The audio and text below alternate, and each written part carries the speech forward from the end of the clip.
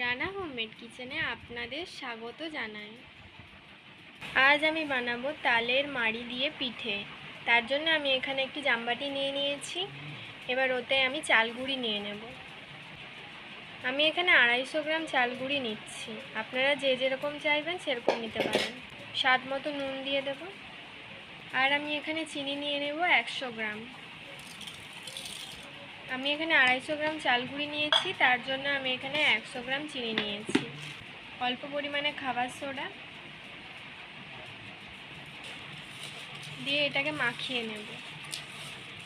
আমি যেহেতু চাল গুঁড়ি দিয়ে করছি তাই আমি এখানে পিঠে নাম রেখেছি। অনেকে এটাকে কেকও বলে। এবার ওর মধ্যে আমি 1 বাটি মতো তালের মাড়ি দিয়ে দেব। এবার ওর মধ্যে আমি 100 গ্রাম দুধ দিয়ে দেব।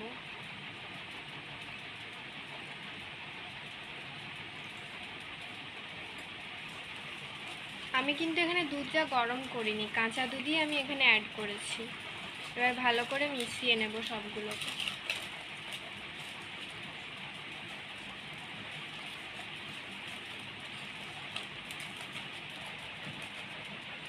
ব্যাটারটা একটু শক্ত শক্ত হয়ে গেছে, তাই আমি একটু জল দিয়ে দেব। দিয়ে আবার একটু গুলিয়ে নেব। যারা যারা আমার চ্যানেলটিকে আগে থেকেই সাবস্ক্রাইব করেছেন তাদেরকে অসংখ্য ধন্যবাদ। আর যারা যারা সাবস্ক্রাইব করেননি তারা জলদি সাবস্ক্রাইব করে দিন, যাতে নতুন নতুন রান্নার ভিডিও আপনারা দেখতে পারেন। এটাকে আমি বেশিক্ষণ ধরে ফেটাচ্ছি, কারণ আমি চিনিটা গোটা নিয়েছিলাম, গুঁড়ো করে নিইনি। আপনারা যদি গুঁড়ো করে নেন তাহলে এতটা ফাটার দরকার নেই। এই রেসিপিটা আপনারা বাড়িতে অবশ্যই ট্রাই করবেন আর খেয়ে কমেন্টে জানাবেন কেমন লাগলো। ফেটানো হয়ে গেছে, আর আমি আগে থেকে 2টো এলাচ থিতিয়ে রেখেছিলাম, ওটা দিয়ে দেব। আর আমি কিছুটা নারকেল কুড়িয়ে রেখেছিলাম, ওর মধ্যে হাফটা নারকেল আমি এখন দিয়ে দেবো আর হাফটা পরে দেব।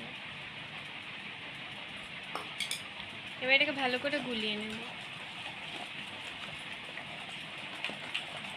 আমার এই তালের পিঠে রেসিপিটা যদি আপনাদের ভালো লেগে থাকে তাহলে সাবস্ক্রাইব করুন আমাদের চ্যানেলটি, যাতে পরের ভিডিওর জন্য নোটিফিকেশান আপনারা পান। ফাটানো হয়ে গেছে। এবার আমি একটি স্টিলের জামবাটি নিয়ে নিয়েছি ছোট রকম। এবার ওর মধ্যে তেল দিয়ে দেব, দিয়ে ভালো করে এটাকে গুলিয়ে নেব। আমি এখানে রিফাইন তেল দিয়েছি, আপনারা চাইলে এখানে সরষের তেলও ব্যবহার করতে পারেন। এবার ব্যাটারটা আমি ওর মধ্যে দিয়ে দেব।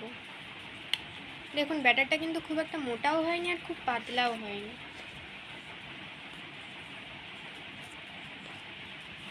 সবটা আমার দেওয়া হয়ে গেছে, এবার হালকা ঠুকিয়ে নেব।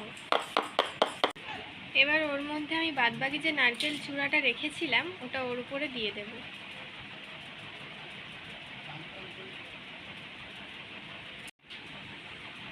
সব নারকেলটা আমি দিয়ে দিয়েছি। আমি এখানে শুধু নারকেল দিয়ে করছি, আপনারা চাইলে এখানে কাজু অথবা কিশমিশও দিতে পারেন। আর অল্প পরিমাণে কাঁচা বাদাম দিয়ে দেব।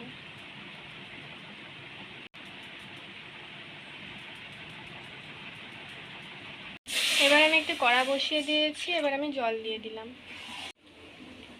জলটা আমার ফুটে গেছে, এবার ওর মধ্যে আমি একটি স্টিক দিয়ে দেব। এবার বাটিটা বসিয়ে দিয়েছি। এবার ঢাকা দিয়ে দেব আধ ঘন্টার মতো। আর গ্যাসের ফ্লেমটা একবারে লো করে দেবেন। আধ ঘন্টা পর আমি ঢাকাটা খুলে নেব, দিয়ে পিঠেটা তৈরি হয়ে গেছে কিনা দেখব। কেকটা কিন্তু ফুলেও উঠেছে।